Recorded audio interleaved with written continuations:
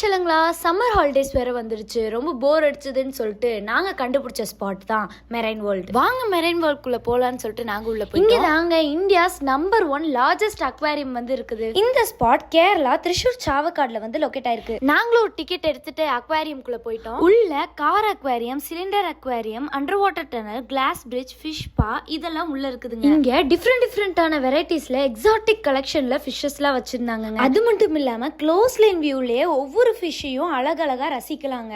இது கல்லா மீனானே கண்டுபிடிக்க முடியலைங்க. இதுதாங்க நான் ஃபர்ஸ்ட் டைம் ஷார்க் பாக்குறேன். இந்த மாதிரி அப் டு 3 lakhs ஃபிஷஸ் இங்க இருந்துச்சு. அதோட 300 ஸ்பீஷஸும் இருந்துச்சு. இங்க பாருங்க தண்ணிக்குள்ள எவ்வளவு ஜாலியா பாய் காட்டிட்டு இருக்காரு. அந்த ஃபிஷஸ்ல என்னென்ன ஃபிஷஸ்னு சொல்லிட்டு டேங்க் பக்கத்திலேயே அதோட டீடைல்ஸும் வச்சிருக்காங்க. அது மட்டும் இல்லாம இங்க ஆர்டிபிஷியல் ரெயின் ஃபாரஸ்ட்டுமே இருந்துச்சு செல்லுங்களா. இந்த மீன் 7 லட்சமாமா. நாங்க அப்படியே அக்வாரியம் முடிச்சுட்டு வெளியே வந்தது நேரா ஹாரர் ஹவுஸ்குள்ள போயிட்டோம் செல்லுங்களா. உள்ள போனோன்னு எங்க அம்மா கதறல பாக்கணுமே.